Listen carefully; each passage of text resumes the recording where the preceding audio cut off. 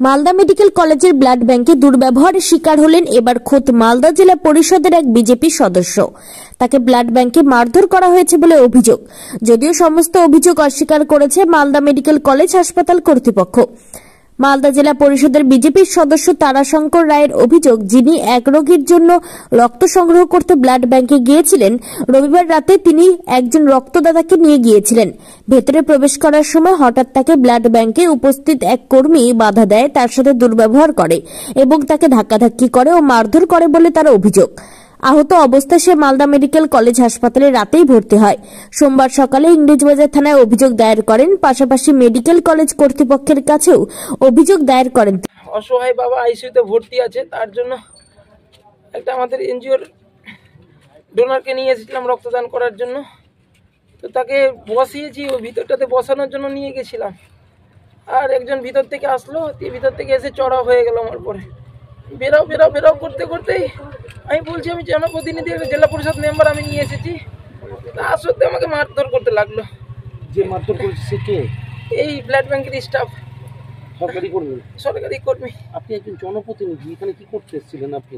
আমি এখানে আমরা কদিন আগে একটা রক্তদান শিবির করলাম। আমাদের কাছে ডোনার কার্ডও আছে, 18টা কার্ড ডোনার কার্ড আছে, কিন্তু ব্লাড ব্যাংকে বলে রক্ত শূন্য অবস্থা। আমরা একটা ভলেন্টারি ডোনারকে নিয়ে আসলাম রক্তদান করার জন্য। মানে নিয়ে আসতে আসতেই সে এরকম করবে যে আমি কোনোদিন ভাবতে পারিনি। আপনি তো একজন জনপ্রতিনিধি, আপনাকে আক্রান্ত হতে হচ্ছে। ওটাই ভাবছি যে কি অবস্থা এই সরকারের আমলে, আমাদেরকে এরকম করে মারতে হবে। সমাজ সেবার জন্য কাজ করছি, আমি কোনোদিন জনপ্রতিনিধি নিয়ে আসিনি এখানে। সমাজের জন্য সেবা করার জন্য এসেছিলাম, একটা অসহায় বাবার জন্য। কোনো রাজনৈতিক পরিচয় নিয়ে আসিনি, তারপরে এরকম আঘাতহানি করতে হলো। যদিও তার অভিযোগ মানতে নারাজ মালদা মেডিকেল কলেজের ভাইস প্রিন্সিপাল তথা হাসপাতাল সুপার প্রসেনজিৎ বর। তিনি বলেন, ভুল বোঝাবুঝি হয়েছে, এটা সঠিক অভিযোগ নয়। যেখানে রক্ত পরীক্ষা হয় সেখানে তিনি প্রবেশ করার চেষ্টা করছিলেন, সেখানে সাধারণের উপস্থিতি কাম্য। সেরকম তো হেনস্থার মতো তেমন কিছু হয়নি। উনি মানে শুনলাম যেটা আমি, ব্লাড ব্যাংকের টেস্টিং এর সময় উনি মানে ভিতরে যেখানে যাওয়ার কথা না সেগুলো জোর করে যাওয়ার চেষ্টা করছিলেন, ওনাকে বাইরে যাওয়ার কথা বলেছিলেন, তা সত্ত্বেও উনি শোনেননি। সেই নিয়ে একটা কথা কাটাকাটি হয়েছে শুনলাম। যেখানে টেস্টিং হয় সেখানে উনি যেতে ভিতরে ঢুকে যাচ্ছিলেন, স্টাফ যারা ছিল তারা বলছে যে আপনি ভিতরে যাবেন না, বাইরে থেকে কথা বলুন। এটাই ওনার খারাপ লেগেছে হয়তো। টেস্টিং এর জায়গা তো বাইরের লোক অ্যালাউ নয়। উনি জনপ্রতিনিধি, সেই সব বলেছেন যে আমি জনপ্রতিনিধি যাবো, এইসব নিয়ে একটু কথা কাটাকাটি হয়েছে। মানে এর থেকে সেটা নিয়ে একটু বেশি এক্সাজারেটেড হয়েছে আর কি জিনিসটা। গোটা বিষয়টি নিয়ে সরব হয়েছে জেলা বিজেপি নেতৃত্ব। পশ্চিমবাংলা প্রতিটা হসপিটাল আর মেডিকেল কলেজে চলছে প্রতিনিয়ত একটা ব্যবসা তৈরি হয়েছে, রক্ত ব্যবসা। আমাদের ভাই তাও বা জনপ্রতিনিধি ZP5 মালদা জেলা পরিষদ, ওকে রক্তের জন্য গিয়েছিল। প্রথমত রক্তের কার্ড নিয়ে গেছিল, রক্তের কার্ডে ওকে রক্ত দেয়নি, পরে একজন ডোনার নিয়ে গেছিল। যখন ঢুকলো ওখানে যাওয়ার পর ওকে প্রচন্ড ধাক্কাধাক্কি করেছে, মেরেছে। যারা ওখানে আরও যারা পেশেন্টের লোক ছিল তারাও সেটা সচক্ষে দেখেছে এবং তারাও স্টেটমেন্ট দিয়েছে। এই অবস্থাতে যা পশ্চিমবঙ্গ জুড়ে চলছে তা তো আপনারা চোখে দেখতেই পাচ্ছেন। আপনাদের এই চ্যানেলের মাধ্যমে পশ্চিমবাংলার মানুষ আরো জাগরিত হোক এবং এই জায়গায় সুবিচার পাওয়া যায়, তার জন্য আমরা প্রশাসনের দ্বারস্থ হচ্ছি। ঘটনার নিরপেক্ষ তদন্ত হলেই সবটা পরিষ্কার হয়ে যাবে বলে পাল্টা দাবি তৃণমূলের। জেলা পরিষদ সদস্য ব্লাড ব্যাংকে কারোর জন্য ব্লাড নিতে গেছে, এটা একটা স্বাভাবিক ঘটনা।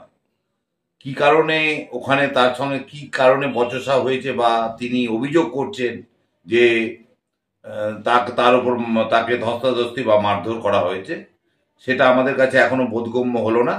কারণ ওখানে রক্ত নিতে যারাই যান, কোনো কর্মী তাকে মারধর করেছে এটা আমি প্রথম শুনলাম।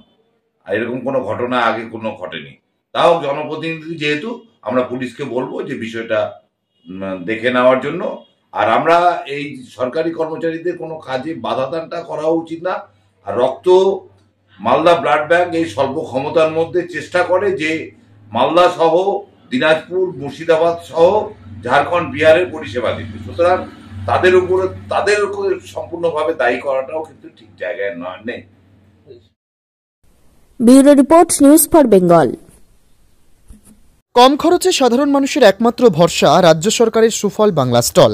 এখানে চাল, আটা, কালো চাল, মাংস থেকে শুরু করে সমস্ত রকম শুকনো খাবার পেয়ে যাবেন অন্য বাজার থেকে কম দামে। এছাড়াও রাজ্যের অন্যতম আকর্ষণীয় সুন্দরবনের মধু পাবেন আমাদের স্টলে। তাই আজই আসুন সুফল বাংলা স্টলে। আমাদের ঠিকানা মালদা কালেক্টর বিল্ডিংয়ের বিপরীতে অথবা শুভঙ্কর শিশু উদ্যানের পশ্চিম গেটের সামনে, মালদা। যোগাযোগ নম্বর 8001574145 অথবা 9733179825। This channel does not promote or encourage any illegal activities. All contents provided by this channel is meant for educational purpose only.